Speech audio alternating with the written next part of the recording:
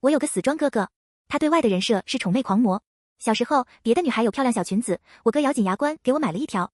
长大了，别的女孩有帅哥男朋友，我哥把身边最帅的朋友灌醉了塞给我，语气骄傲。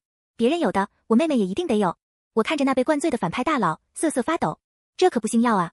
我哥打小爱装，我4岁，他7岁那年，爸妈工作忙，照看不了我和我哥2个小孩，想着把我送去亲戚家住一阵子，但没想到，我们人还没走出去，就碰上了刚刚放学回来的孟云川。孟云川身边还跟了好几个同班的男生，见到扎着2脚辫、呆萌的我，七嘴八舌的就说开了。哇，孟云川，你还有妹妹啊？你妹妹好可爱啊，能不能让她和我们一起玩啊？是啊是啊，被同龄人这么一捧，我哥的眼睛亮得发光，小下巴微抬，颇有几分洋洋得意。当然，我妹妹很黏我的。准备去亲戚家的我盯着那说谎话不打草稿的小少年，沉默了。爱装难道是炮灰的自我修养？是的，我是穿书的，不过不是女主，也不是恶毒女配，就是个普普通通的路人甲。我们全家唯一有点戏份的就是我的装杯哥哥，他会因为在学校里看不惯出身低微却一身傲气的反派，针对反派被打脸，然后又针对，最后被打击到动手伤人，被学校退学，浑浑噩噩度日，长大后更是一事无成，落得个凄惨的下场。主打一个炮灰本灰。看完整本书，我只觉得他咎由自取，并不怎么同情。但我妈并不知道他的尿性，却也不在人前落了他的面子，将他拉到一边，低声说：云川，我们要先带你妹妹要去亲戚家住一阵子哦，不能和你的朋友一起玩了。不能。这话无异于当众打我哥的脸。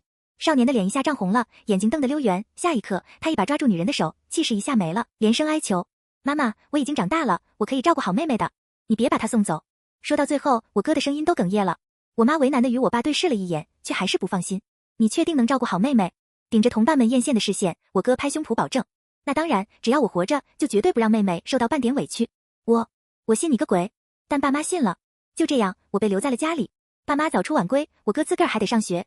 我本以为他就随口说说，毕竟小学离我们家的距离说远不远，说近也不近。正逢6月，到了正午，热得很。我正准备自力更生，可下一刻，家里的门就被推开了，呼哧呼哧的喘气声由远及近。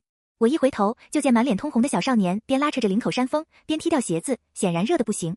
他约莫是跑回来的，大口喘着气，见我直勾勾地盯着他，出口时嗓音仍带着稚气：妹妹等等啊，哥哥休息一下就给你热饭。我的眸光微晃，他竟然真的赶回来了。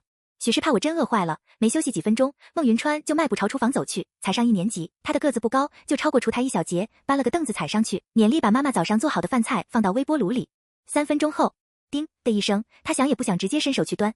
我的眸子一下瞪大，快不过去。别！话音未落，砰的一声，盘子摔得粉碎。孟云川捂着手指嗷嗷叫，但还不等他缓过来，余光一扫，看到地上的狼藉和血迹，愣住了。我顺着他的视线低头看去，只见有碎瓷片扎在我的小腿，鼓鼓的冒血。还不等我说点什么，孟云川就先慌了，也不得被烫伤的手，蹲下来看我的伤口，急声道：妹妹，妹妹你流血了，你别怕啊，有哥哥在。我没怕。我颇为无语，可下一刻，小少年抬起头，眼眶红透了，隐隐泛着水光，像是下一刻就能哭出来，却偏偏故作沉稳。莫得，心口像是被什么东西敲了一下。我失笑，明明是他自己怕的不行，还偏要装，可好像也不是那么讨厌啊。孟云川没学过包扎，蹲在我腿边，伸着小手想捂住我流血的伤口，又不敢，见血顺着我稀白的小腿蜿蜒躺在地面，愈发慌张，嘴里不住念叨着：妹妹，没事的，没事的，没事的。犹犹豫豫了好一会儿之后，他终于忍不住了，疼得站起身，对我说：妹妹，哥哥出去一小会儿啊。说罢，他旋风似的冲了出去。他去干嘛？还不等我反应过来，就听见男孩极具穿透力的大嗓门：救命啊！我妹妹要死了，有没有人救救她？快来人啊！细听，少年的嗓音里含了哭腔。也不知道是不是边喊边掉金豆豆，我的心头微动，可听清他喊的这几句话，顿时两眼一黑，恨不能当场去世。咱就是说，我只是被扎破一点皮，不是要嘎啊。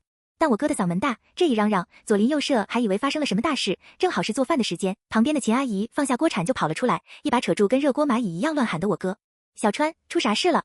见有人出来，我哥淡定地擦了眼泪，忙拉着秦阿姨的手进屋，指着石化在原地的我，急声道：阿姨，我妹妹流了好多血。在他喊人的这个时间，血液已经有些凝固了，虽然看着有些吓人，但实际上并不严重。秦阿姨找出医药箱，给我处理好了伤口，又帮着把地上的碎瓷片打扫了。临出门前，叮嘱了一句：伤口不能碰水。我哥点头如捣蒜。等把秦阿姨送走，我哥折返回来，从他的房间里掏出零食给我，大方道：妹妹，吃吧。说话间，他的嗓音里还掺杂着鼻音。我细细瞧着他红彤彤的眼睛，该不会把他吓坏了吧？这般想着，我下意识安慰道：哥哥，我没事啦，你不要哭。闻言，孟云川偷偷拿眼去我小腿的动作一僵，明显有些局促起来，小脸一下通红，梗着脖子说：我才没有哭，那是外面风大。我的眉梢一挑，目光触及那倔强的小模样。是，外面风大，我哥说啥就是啥吧。那晚，爸妈也知道了这件事，耐心指导孟云川微波炉热完东西不可以直接伸手去拿，需要戴上耐热手套才可以。孟云川一脸认真的听完，信誓旦旦的表示 so easy， 明天他保证可以完美完成任务。但很可惜，他并没有用武之地，因为我要回到幼儿园去了。原本因为要去亲戚家住，爸妈和园长说了要转园的事情，手续都办得差不多了，现在又不转了。爸妈下了班之后又特地去帮我把手续弄好，明天就可以重新回幼儿园了。得知消息的我哥郁闷的不行，背地里气得跺脚，却也无可奈何。我以为他终于放弃了这一个表现的机会，却没想到，第二天的早上，我起床的时候，一眼就看见厨房里小小的身影戴着耐热手套，从微波炉里端出热好的牛奶。明明才1年级，但小少年故作沉稳，和个小大人似的。见到我，他冲我招招手，开心的喊：“妹妹，快来喝牛奶！”爸妈起来时就看见这幅画面，被逗乐了，夸他：“哥哥对妹妹真好。”我哥的嘴角一下咧起来，又压下去，淡定地说：“我可是哥哥，对妹妹好是应该的。”见状，爸妈对视了一眼，皆笑出声。我哥的脸被笑得有些红了，却也跟着傻乐。窗外晨间的夕光照在3人的脸上，他们身前是条纹的餐桌，上面摆着牛奶杯和热腾腾的面条，旁边布艺沙发上横躺着几个兔子小熊玩偶，乱中有序，时间仿佛在此刻定格，绘成一幅温馨的家庭画。我静静地看着眼前的家人，想到剧情的最后，爸妈因为哥哥的事操碎了心，不过中年就生了白发，满脸憔悴，心底忽地涌出一个念头：我不想要那样，我想要一家人都好好的。那天之后，我和我哥的关系一下走得近了。为了向爸妈证明他说的话，我收拾玩偶，他一把夺过，哥哥来，你去歇着。然后累得满头大汗，呼哧喘气。我想吃零食，他掏出猪猪存钱罐，哥哥有钱，你去买。然后背过身去，留给我一个飒酷的背影。实际上咬着唇一脸肉疼。这零食我好像也不是非吃不可。后来我幼儿园放学，等我从幼儿园出来，看到出现在门口不远处的小少年时，愣住了。孟云川背着沉甸甸的书包，和几个朋友站在一起，兴奋地朝我招手。妹妹，也不知道他在朋友面前说了些什么，见我站在原地，他大步朝我走来。妹妹，哥哥来接你回家啦。旁边有人在他这话之后开口：孟云川，你妹妹好小一只，好可爱啊。是啊，真的好可爱。我哥的虚荣心得到了膨胀，眨巴眨巴眼睛，一脸期待地盯着我。我想到什么，我甜甜的出声：哥哥。一听，我哥的嘴角翘得老高，嘚瑟得不得了。哎，妹妹，哥哥在。几人男生。见过炫富的，见过炫美的，我还没见过炫妹的。我又好笑又无奈，但到底还是拉住我哥的手。走了，回家啦。我哥嘿嘿直乐，嗓音温柔了8个度。好，这一接就形成了习惯。一直到我上小学，我哥每天放学后都会和我一起回家。当然，他放学比我晚，大多时候都是我在等他。慢慢的，我也习惯了。直到某一日，放学之后，我在教室里多等了足足1个小时，把明天的预习作业都写完了。往窗外一看，依然没有看到熟悉的人影。临近冬天，昼短夜长，天已经快黑下来了。我的心头一跳，隐隐生出些许不安的预感。孟云川现在上初3，小学部和初中部离得有些距离。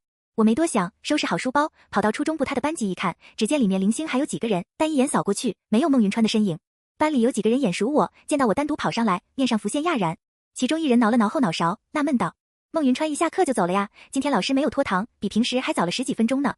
闻言，我愣了一下，比平时还早就放学了。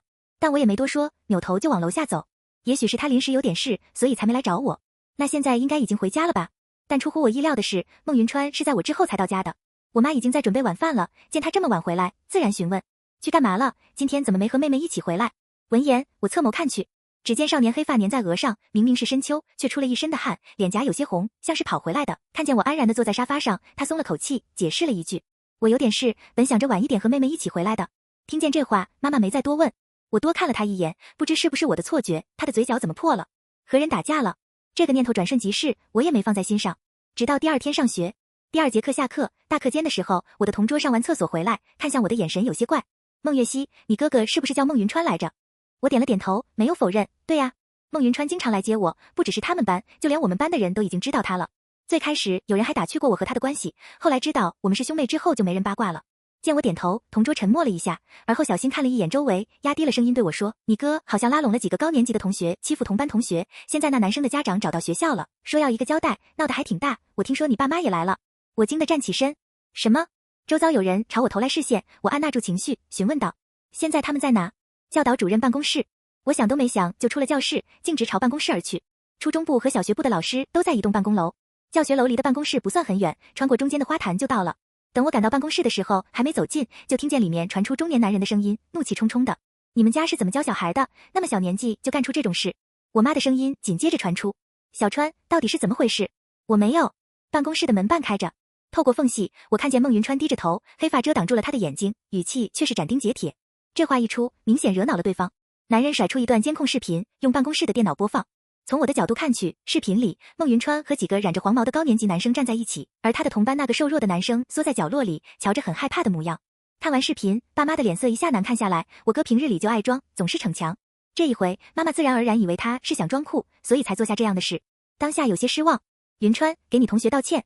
妈，我哥瞪大了眼睛，突然怒了。我都说了，不是我。另外一个男生也在。我的眼神扫过那个瘦瘦弱弱的男生。如果我没记错的话，他之前和我哥的关系好像还可以，叫徐烨。见孟云川不承认，徐妈妈气得破口大骂。我家徐烨也没怎么惹你们家孟云川吧？用得着这么欺负他吗？小小年纪，心肠竟然就这么歹毒。我妈的嘴唇嗡动了下，似乎想为我哥辩解几句，可铁证摆在眼前，她也说不出什么，只能重复。云川，给你同学道歉，以后别和那些人往来了。我哥没理，只盯着那默不作声的徐烨。徐烨，你为什么要这么做？瘦弱的男生颤颤巍巍地抬起头，眼神躲闪。我不明白你的意思，你看不惯我，但我也不是软包子。妈的！一听这话，我哥直接炸了，一拳就打了过去。众目睽睽之下，那男生躲都没躲，可我哥那一拳却没落下。他低下头，看着拉住他的我，怒气冲冲的脸呆滞了一下。妹妹，我拉住我哥的手，哥哥，别冲动。我妈站在一边，被我哥这举动吓了一跳，可心底却是愈发信了，忍不住训斥道：云川，欺负同学本来就是你的错，现在还想打人，我们是怎么教你的？我哥的眼眶一下红了，但就连我爸也皱了眉头，一锤定音。云川，给你同学道歉。说着，爸妈开始向老师和徐烨家长道歉。对不住啊，是我们没管好孩子，但孩子还小，还不懂事，就原谅他一次吧。他们的话还没说完，就被我打断了。我相信哥哥没有做这样的事。话音落下的瞬间，掷地有声。不只是爸妈和老师愣住了，就连原本准备跑出办公室的人也顿住了脚步。在剧情里，孟云川只是个炮灰，有关他的身世只有潦草几笔，他唯一的剧情就是针对落魄时的反派。他的恶意看似来得莫名其妙，可现在我却觉得有迹可循。大抵有的人就是这样的，最初的秉性并不坏，可一旦被父母认作是坏孩子，便会自暴自弃。想着，反正你们都不信我，那我索性把罪名坐实。可如果他遇到事情时，我们都能坚定地站在他身后呢？那事情是不是就会变得不一样了？思及此，我冷静地看着在场的老师。老师，监控不止一段，为什么不看一下完整的经过，就看这么几分钟？万一这并不是真相呢？许是没想到我会这么说，爸妈的神情微变。还是我妈最先回过神来，犹豫着看了我哥一眼，最后还是道：对，还是看一下完整的经过吧。一整段就算是有，徐烨也是不可能拿出来的。一时间，场面变得极为尴尬。倒是徐爸爸坚信自己儿子受了欺负，喊着这就去调监控，让我们等着。临出办公室的时候，徐烨的脸色肉眼可见的变白了。他狠狠地剜了我一眼，却被我哥挡住。我哥翻了个白眼，骂道：敢瞪我妹妹，小心我真抽你！我失笑。这件事到最后不了了之，大抵是徐家看完了整个监控，没再来过学校。学校给出的结果是一场误会。只是事情发生后没多久，徐烨就转学了。我也没在意，但事后我问过我哥当时具体发生了什么。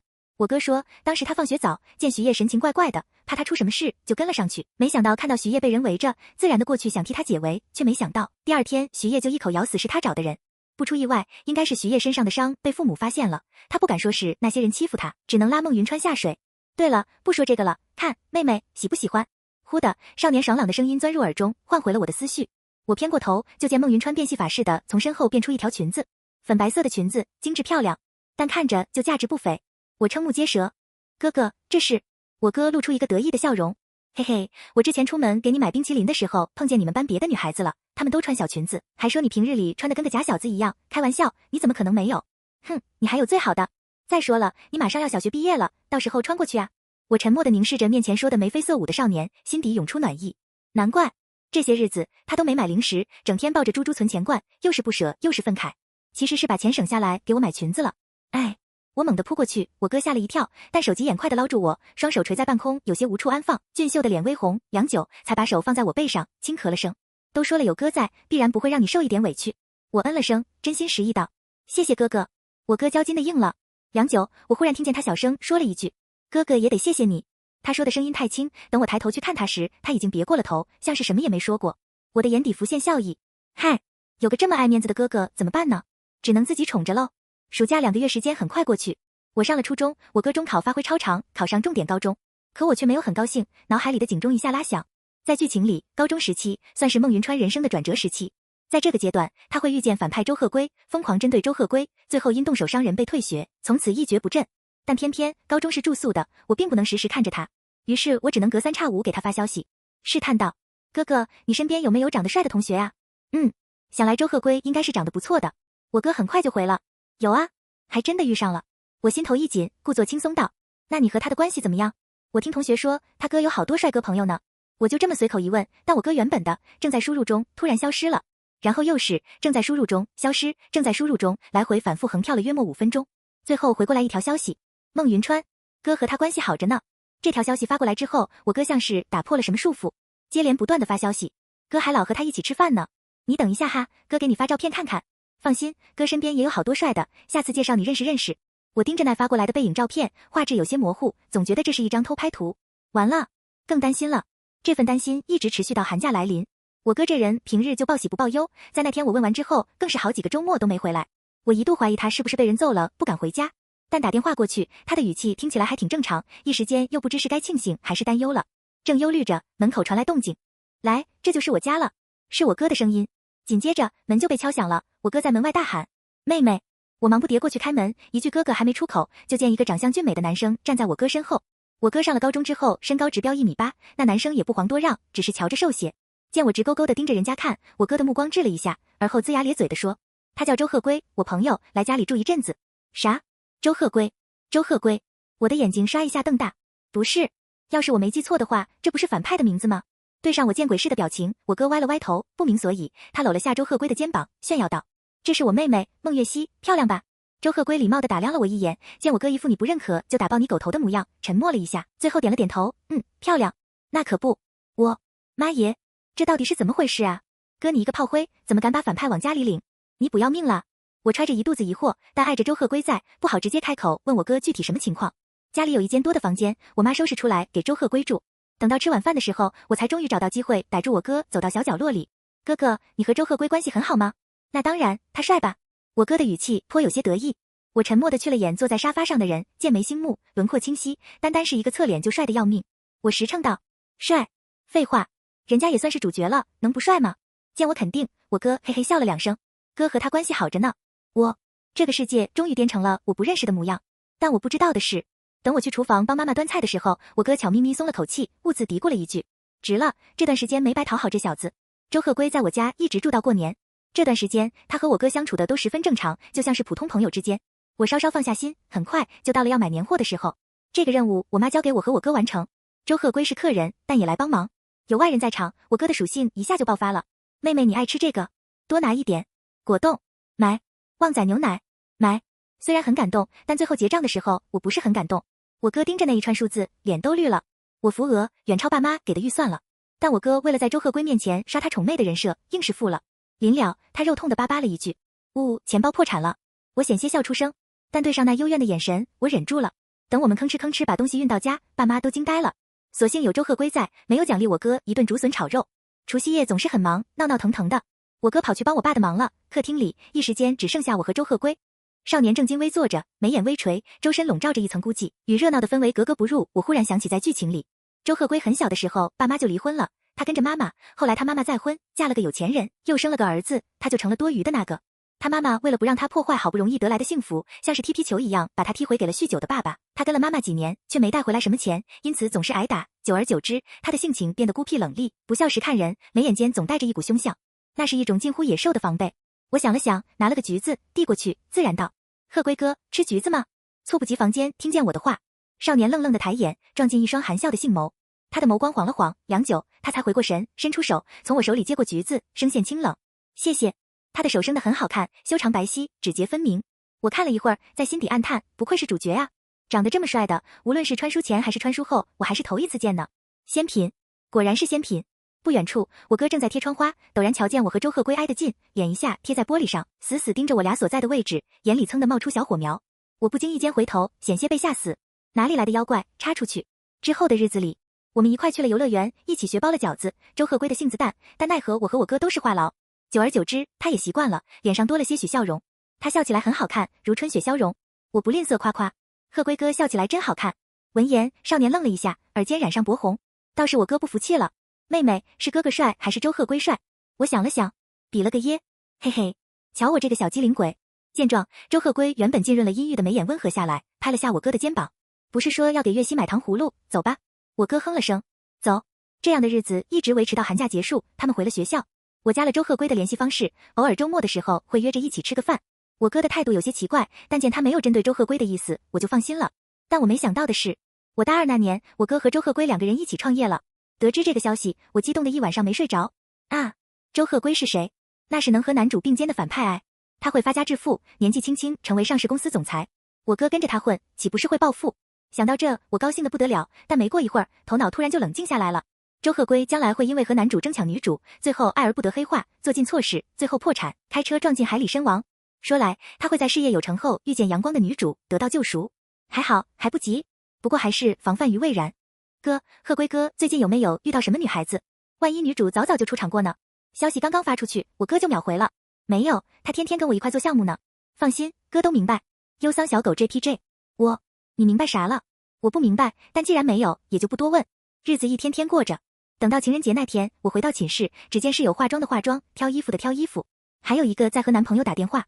见我进来，和我关系好的小何偏头看了我一眼，歉就道：月溪，不好意思啊，晚饭不能和你一起吃了。我摆了摆手，没事，你去约会吧。我们寝室除了我之外，其他人都有对象。我倒是没觉得什么，但挑外卖的时候，我哥打了电话过来，看清来电显示，我顺手接了。哥哥。下一刻，男人爽朗的声音钻入耳中，妹妹，晚饭吃了吗？我还没有呢。孟云川，没和室友一起吃吗？我沉默了一下，道：他们都去约会了。话音落下的刹那，那头静了片刻。我原以为孟云川会说让我好好吃饭之类的，却没想到男人直接道：哥来接你，一起去吃饭吧，一个人吃饭多没意思。他说的顺口，像是随口一提，可我却能听出他话里明晃晃的关心，心头微暖，语气也不自觉柔和下来。好，但很快我就后悔了，尤其是当孟云川把喝得醉醺醺的周鹤圭往我怀里塞的时候，我的眼睛都快要瞪出来了。面前男人垂着头，皙白的脸酡红，染上了几分醉意，脚下不稳，我哥一推，他就栽到了我怀里，黑发擦过我的脖颈，带出几分痒意。换做别的帅哥，我现在必然是小鹿乱跳，可眼前的人是周鹤圭啊！我一整个瑟瑟发抖，小心地扶住男人摇晃的身躯。哥，还是你扶着他吧。我的话还没说完，就见我哥冲我挤眉弄眼。放心，我给你盯着呢，他没女朋友。说着，他的语气骄傲。别人有帅哥男朋友，我妹妹也一定得有。我垂眸看着被灌醉的反派大佬，这可不星耀啊！但我哥不听，他自顾自叹了口气。我早就看出来你喜欢他了，不然干嘛对他那么好？给我买礼物还捎上他的，点奶茶也从来都是点2杯，还特意让我记得他的生日。有没有一种可能，我是希望你俩友谊长存？但这话我说不出来，正不知该如何解释。有风吹来，原本有些醉的人有些醒了，那双漆黑深邃的眸落在我身上，浸润了几分温柔，唤了一声月溪。他的嗓音低沉，透着几分磁性。我的耳朵一红，呆呆的应啊。周鹤圭从兜里摸出一个盒子，递给我，眉眼弯了弯。节日快乐。喝醉酒，男人的面容褪去了往日里的清冷，多了几分温柔。可今天是情人节呀，情人节送我礼物，我忽然觉得这礼物有些烫手。一边，孟云川直勾勾地盯着我们，连连点头，点评道：还算懂点事，知道准备礼物。我感觉我在做梦。那天之后，我和周鹤圭的联系突然变得多了起来。他本不是个话多的人，可有时候我打开聊天记录一看哟，密密麻麻全是他发的。吃饭了吗？还在上课吗？我给你点了你喜欢的牛腩饭，还有水果捞，记得吃。我和你哥要去巴黎出差3天，飞机要起飞了，手机关机会收不到消息，你可以先给我发，晚点回复。甚至有一回我在学校生了病，他连夜赶过来送我去了医院，彻夜未眠。我翻着聊天记录，叹了口气。我想我始终会被真诚打动。伴随着公司蒸蒸日上，我哥对我也愈发大方。我20岁生日时，他给我买了一辆玛莎拉蒂。周鹤圭送了我一只翡翠手镯，据说翡翠手镯价值400万。得知这个消息，我哥连夜给我补送了一条500万项链。我哥这爱装的毛病很好。再后来，我和我哥去参加别人的婚宴，看到门口立牌写着的名字和照片时，我愣住了。沈贤英和傅景月，这不是男女主，就这么水灵灵的结婚了。我哥表情很淡定，这是哥高中同学，关系还行。我盯着我哥平静的面容，好，这一波还真给你装到了。身旁，周鹤圭夹了一块牛肉给我，嗓音温和，趁热吃。我回过神，见他神情自然，连眼角余光都没往台上瞥一眼，心底微动。好，我哥反应过来，直接拿了一个大螃蟹，开始上强度。妹妹你等会儿啊，哥哥给你包螃蟹吃。我偏头看着面前动作笨拙却故作熟练的青年，忍不住想逗他，故意又夹了一只螃蟹过去，笑眯眯地说：我要吃2只哦哥哥。孟云川，好。周鹤圭。但没过一会儿，我的碗就被周鹤圭不动声色地堆满了。孟云川正埋头给我舀包蟹，浑然不知，等他包完，我已经快吃饱了。他无能狂怒。周鹤圭眼神淡淡地瞥他一眼，菜凉了就不好吃了。我哥一下歇了火，瞧着有几分憋屈。我的唇角微扬，将装满了螃蟹肉的碗拿了过来。哇，哥哥包的真好。我哥的眼睛又亮了。我想，这一刻我站在了幸福里。完。